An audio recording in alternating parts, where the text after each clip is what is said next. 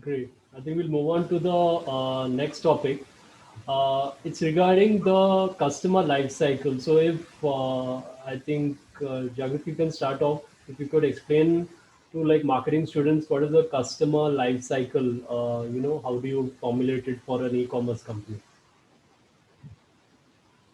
I guess we've mentioned it, a couple times before also. It's when you send out the awareness, when your audience, your buyer persona that you create within a company. A buyer persona is basically you identify this is a niche audience, and what does that my niche look like? Let's say, for example, for a knitting company, it is a homemaker in the age group of 18 to 35, and this is the buyer persona. This person has this much, level of income, and now you're reaching out to them. So this is a prospective buyer, and then you want them to become an actual customer or a user, and then you want them to become not just a one-time purchaser, but a recurring customer. So you go from awareness to a new user to an actual purchaser, and then a one-time purchaser or a recurring customer, and then an advocate.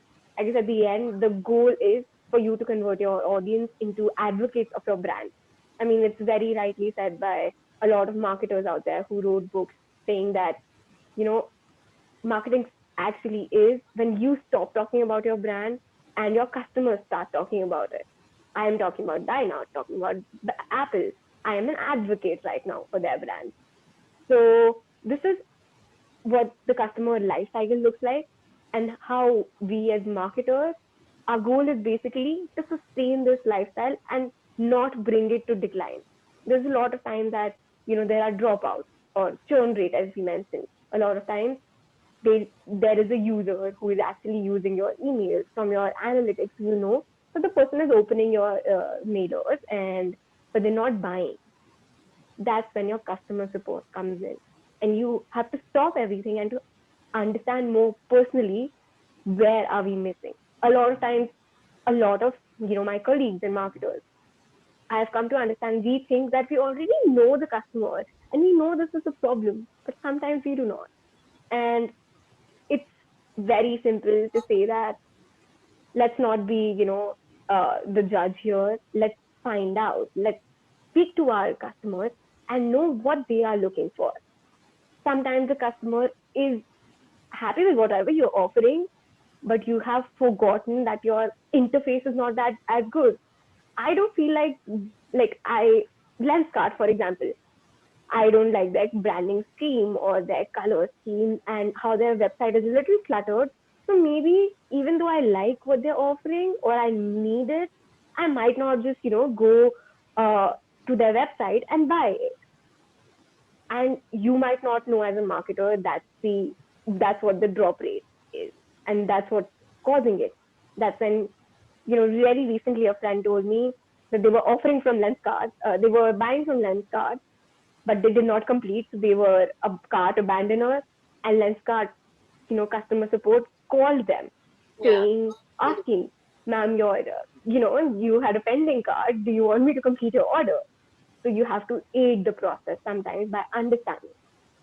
Ishita, any thoughts, any comments there? So I'm just thinking of two-way rounds. There are these customer life cycle that we have talked in terms of company's perspective. Let's just say that if we want to talk in terms of what if we are, who we are, how do we perceive ourselves in a customer life cycle. So let's just say that giving example again. Uh, a while back, I was looking out for a good coffee brand. I wanted to have some nice coffee. So I just searched out on Amazon. I was searching on Google, and then I stopped searching for it. On Instagram, I got an ad from Country Bean. That's a very trending coffee brand that's going right now.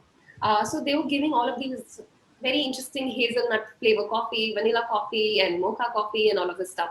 So I was like, being a coffee lover, I was like, okay, let's just try this once. So I tried that out. When I got the product, it was so interestingly packed that it was a beautiful packaging, first thing.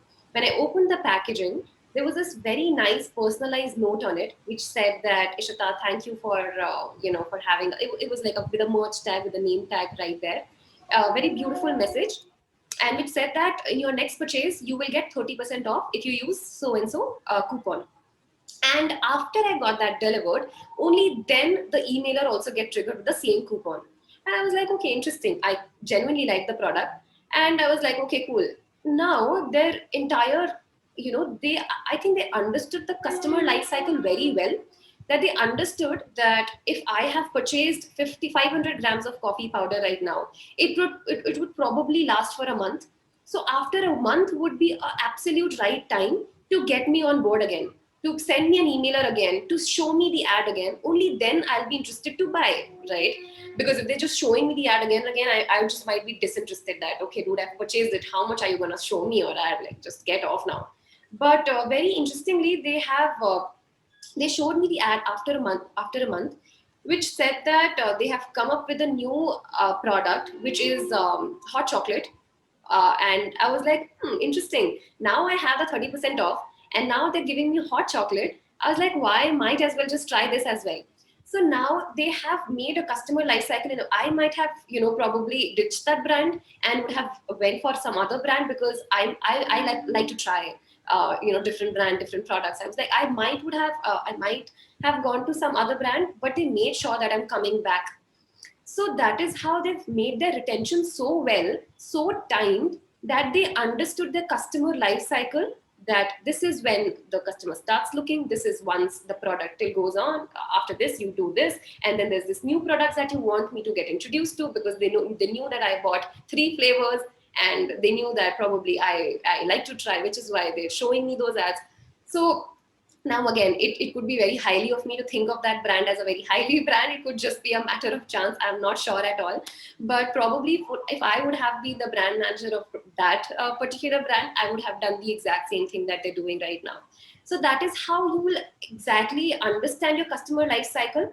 And let's just say that if you are taking an average of your brand, you know that 6 months is a overall customer life cycle of your product. Then how do you convert that 6 months into 12 months? If 12 months it is, how do you convert 12 months into 16 months, to 24 months? So for example, if we are an edtech company, we provide all of these packages for a year at max. So now first year students buys our product, then we have to make sure that if the person is in first year, is buying the product, then the life cycle becomes at least for 2 years. So that is how probably, I'll understand the customer life cycle and would try to make enhancements there, basis what kind of innovation my brand can build in, and what is that new stuff what is that core value I can give to my audience and my users.